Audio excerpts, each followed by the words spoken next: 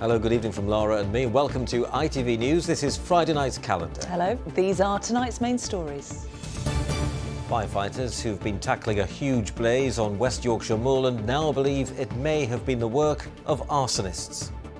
Crew stayed here until about 2 in the morning, 3 in the morning, and then at first light we came back and we've just been hitting hot spots. We had crews from all over West Yorkshire attended, and we've managed to now put the fire out. Months after thousands of Sheffield homes were hit by a so-called gas flood, residents say they're still awash with problems. I've been trying to give them meter readings from a new meter. They're ignoring that. This period with this company has been worse than the actual flood itself. I'm at Wembley Stadium where Sheffield United are preparing for their FA Cup semi-final against Premier League juggernauts Manchester City. Join me later for all the build-up.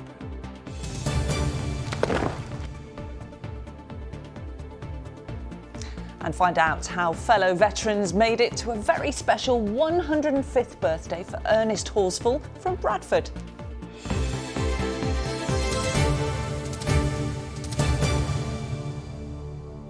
Hello, thanks for joining us.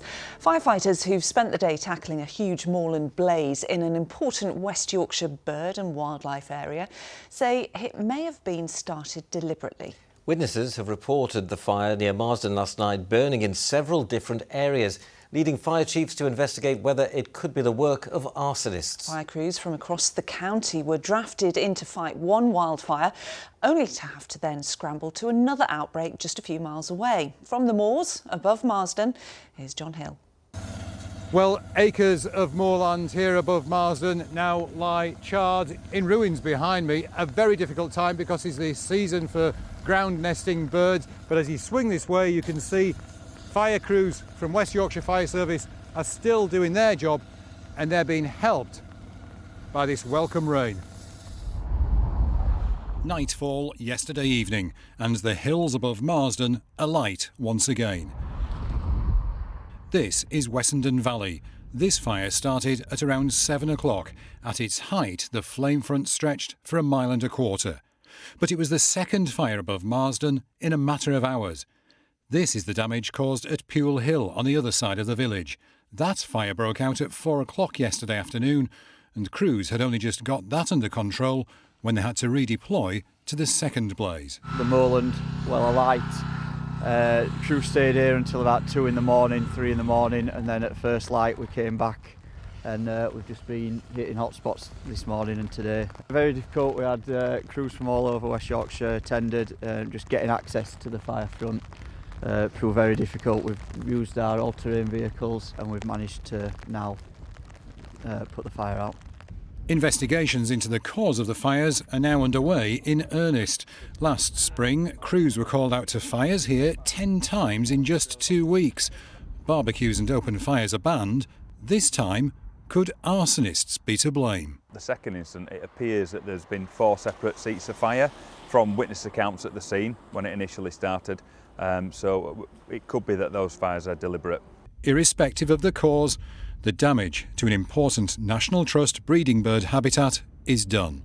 And for local mountain rescue volunteers who mobilised to support fire crews, it's an unwelcome repeat of the fires they've witnessed over the past few years. I look at the damage to the moorland and the wildlife that lives there, which has all been sort of uprooted, and then we also think about the amount of time from the fire service that's put in, and then the volunteers from the mountain rescue team who are also coming out, giving up their evenings just to sort of come and help deal with this.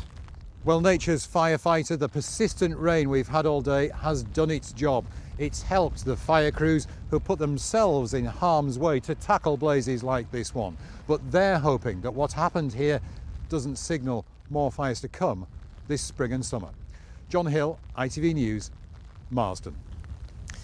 Next tonight on calendar, you might remember a so-called gas flood in Sheffield back in December when a water main burst and gushed into the local gas supply, leaving around 3,000 people without heating when temperatures were barely above freezing. Though most people had gas back online within a week, it's led to a myriad of problems, from lack of compensation to appliances that need replacing, or, in the case of a couple we spoke to, being incorrectly billed. Only yesterday, Margaret and Brian Ruston received a final reminder telling them their gas could be cut off. They say the stress caused is worse than the flood itself. Adam Fowler reports.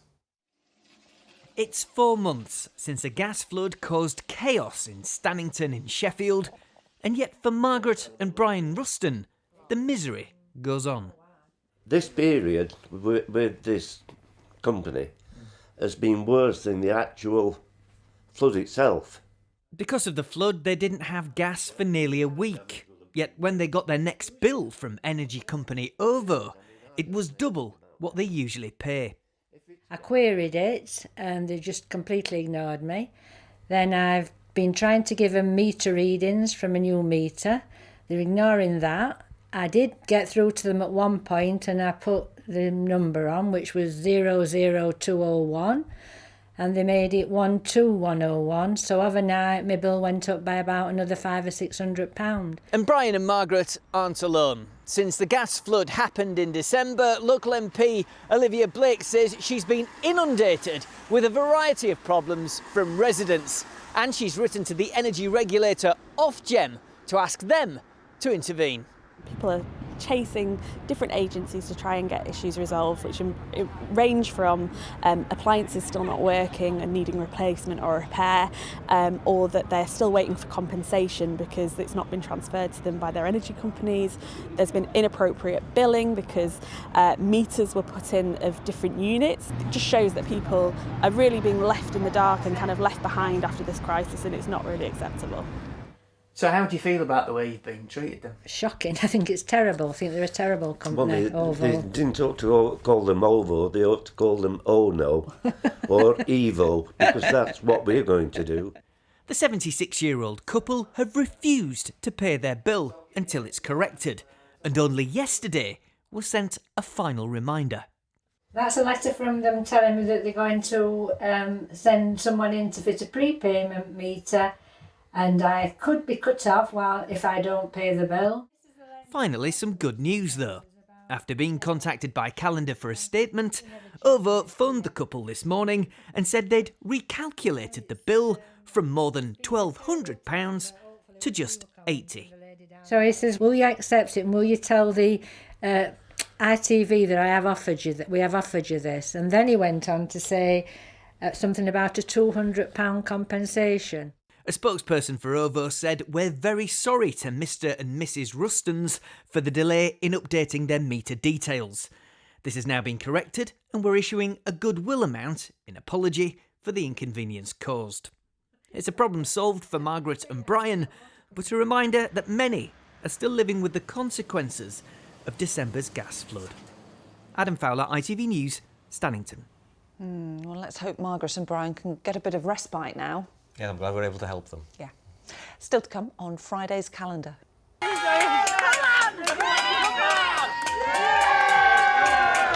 We'll hear from the Yorkshire runner who's just completed a mind-boggling 101 marathons in as many days.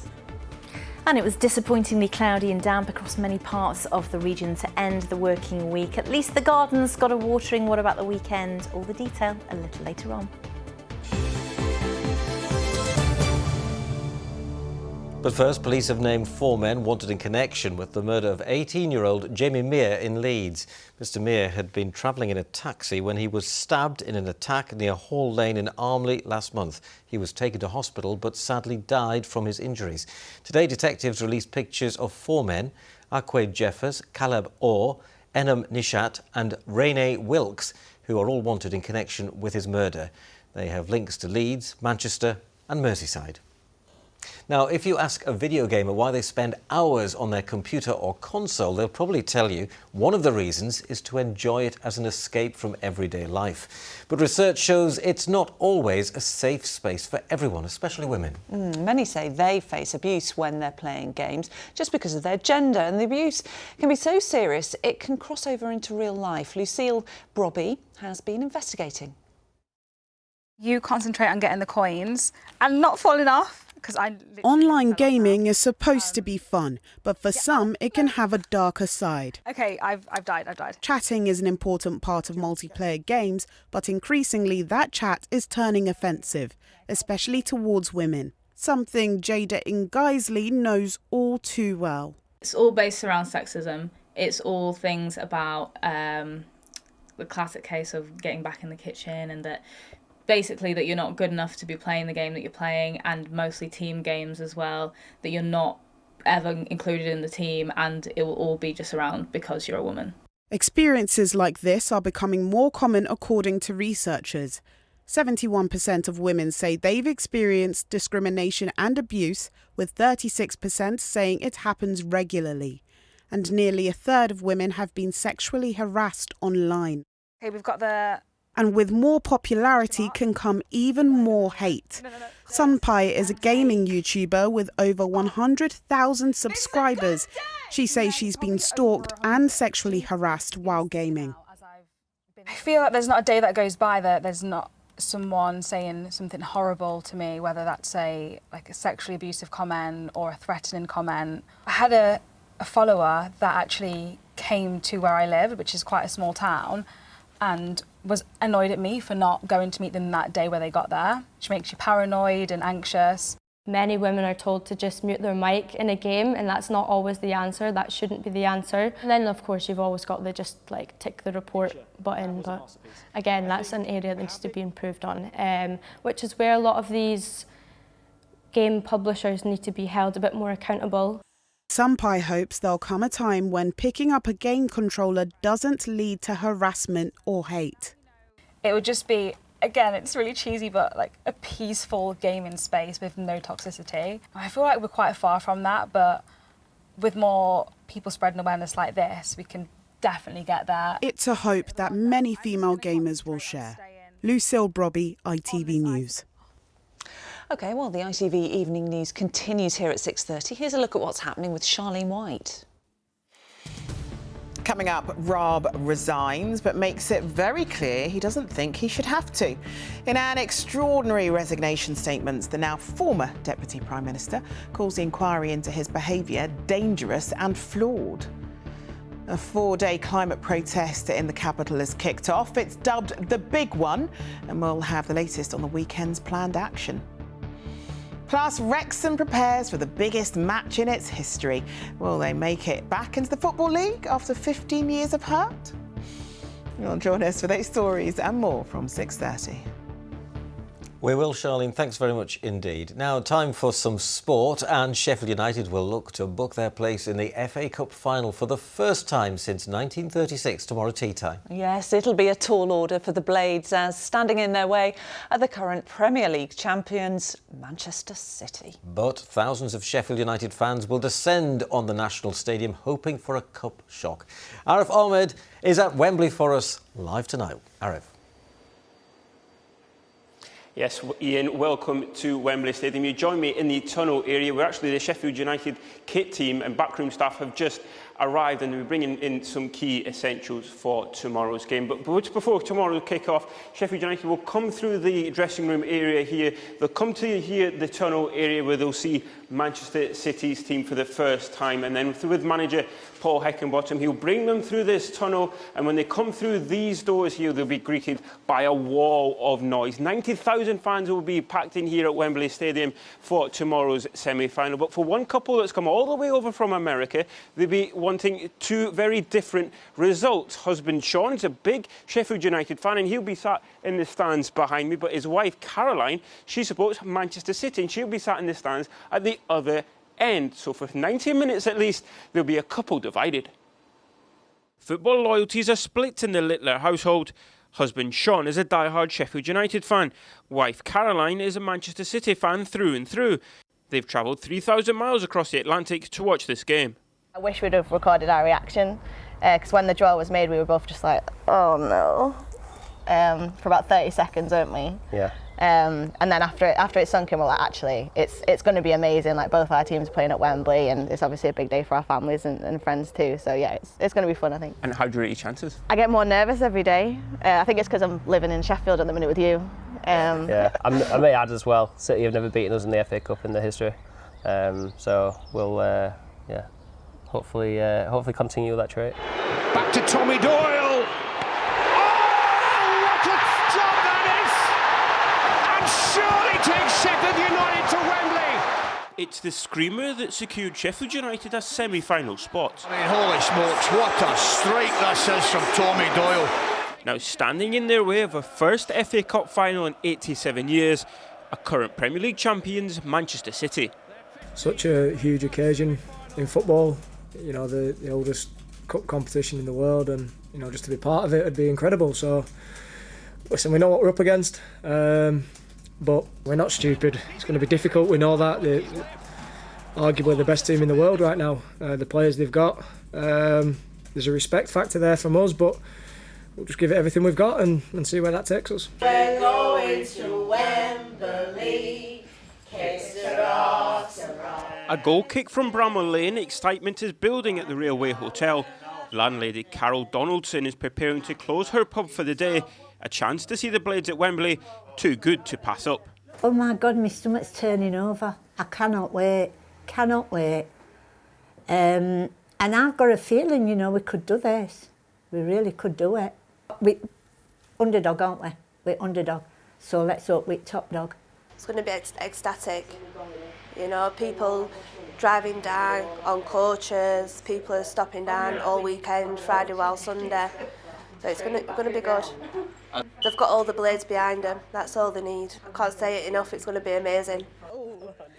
For this couple, there's more than just a place in the final up for grabs. There's also 3,000 miles worth of bragging rights on the line.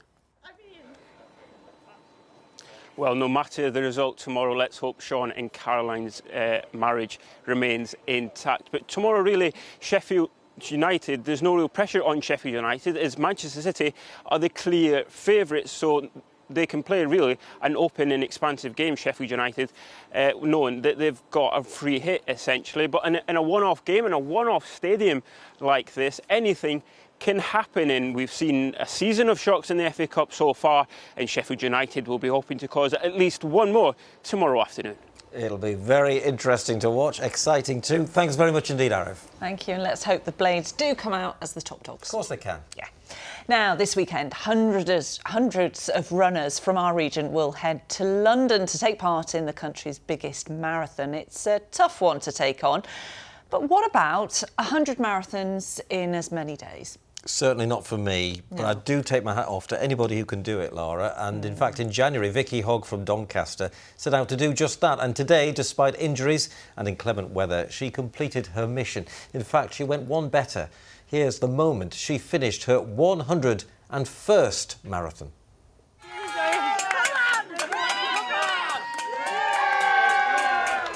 Well, after she'd had a stretch and a drink, Vicky had a chat with our man, Michael Billington, about her incredible achievement.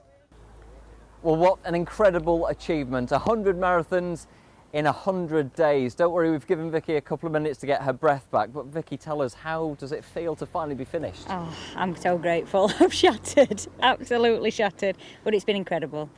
Actually, I say 100 marathons in 100 days. 100 wasn't quite enough for you, was it? No, I've gone for 101 marathons in 101 days for the simple reason I just wanted to finish on a Friday and not a Thursday. Now, talk about pushing through the pain barrier. Yeah. I mean, I know you've not been feeling well this week, but also you tore your Achilles on day 8. Day 8. But found some novel ways of getting around that. Yeah, so I tore it on day 8, pushed on for a couple of days, but it was too much. So then I switched to a 3-wheeler hand bike, then onto the normal bike, and then back running from about day 50. So, yeah, it's been crazy journey. Our mum Lynn has been helping her and supporting her every single step of the way. Lynn, first of all, you must be so proud of her, but I guess you were also really worried when she injured herself. Absolutely. It was for all the family was so worried about her, but it didn't deter her. I just knew she would carry on regardless, but of course she got a lot of support from the bike company that helped her as well, and from the family and friends. She's incredible. End of story. She's incredible. Simple as that. Full stop. Fantastic. Well, I know you've raised money for 4 local charities. Tell us how much you've raised. I think we're over the £10,000 mark now, which is just amazing, absolutely amazing, and I can't thank everybody enough. So how are you going to recover tonight then? What's the plan? I mean, is it strategic that you've ended up outside the pub? Very good planning, yes. I'm going to enjoy a sandwich now and a beer, definitely, and just relax. Well, we'll leave you to a well-earned break. Well done. Thank you very much, guys. Congratulations. Thank you so much. Well, how about that? 101 marathons in 101 days, 1 torn Achilles, and £10,000 for charity to show for it. Amazing stuff. Congratulations, Vicky, and enjoy your well-earned beer. And your sandwich, of course, isn't it? Yes, of course. Definitely. Now, here's Kerry. How are you doing? Are you ready for a beer and a sandwich? Do you know what, I am, yeah, but I don't feel it's as worthy. I think she needs more than a beer for doing all that. She's earned it, hasn't she? My arm's aching, just even, never mind about the running and the legs with the arms. And of course she had like the worst weather day today to finish everything off. I know, that was a shame. I know, and it's not looking brilliant for the weekend, which also is a bit of a shame because it's World Earth Day tomorrow. It's been going since 1970. It's basically about showing in any way you can your support for protecting the environment, and I'd love to see what you get up to this weekend over the next few days, whether it's joining a local group or large community event or just doing what you do anyway to help the planet. So what kind of things could you do? Well, I always think you could just be mindful of what you've got and what we could do to help. It could be litter picking, planting trees, recycling, or just a stroll in the park and taking it all in. I do know that hundreds of museums across the UK are taking part in something called the Wild Escape, and maybe a museum might be a good idea over the next few days because the weather is going downhill, unfortunately. This was yesterday in Mexborough, but I can tell you there'll be none of that dandelion left today. Gusts of 40 miles an hour. It was a cold wind, wasn't it, with that cloud and the outbreaks of rain. This was also yesterday. Sandy got to feed her first lamb of the season and named it Pip. What a cutie. These were sunbathing yesterday. Of course, the sun is still very strong whenever it comes out, as strong as I've been saying, late August. So these ones were sheltering under a tree 11 till 3, and keep that in mind over the next few days. But these ones, of course, the mama's winter woolies, and you might need the winter woolies over the next few days because the weather is changing by the time we reach the ends of the weekend. We've got low pressure. We've said goodbye to high pressure. Low pressure takes charge. Quite a lot of cloud around showery outbreaks, but we import a northerly. Quite unusual for April, but of course we have the April sunshine, so it's just going to peg back the temperature. So rather than this week where we've had highs of 15, we're looking at maybe highs of 9 by Monday. Oh, so those little lambs are going to feel a bit chilly, aren't they? They're chilly and they're going to need their woolly mamas, yeah. I'll get my woolies out, that's for sure. Thank you. Finally, to a very special birthday for one of our oldest veterans. Ernest Horsfall, who's from Bradford, is turning 105, but because he has no surviving relatives, the British Legion stepped in to arrange hundreds of birthday cards from fellow veterans. What a lovely idea. He was presented with them at Blackpool Airport today, where he was also greeted by a Guard of Honour. And here's Mel Barham was there. On a guard, son. They wanted this to be a birthday to remember, but when you've had so many, you have to pull out the stops. Happy birthday to you.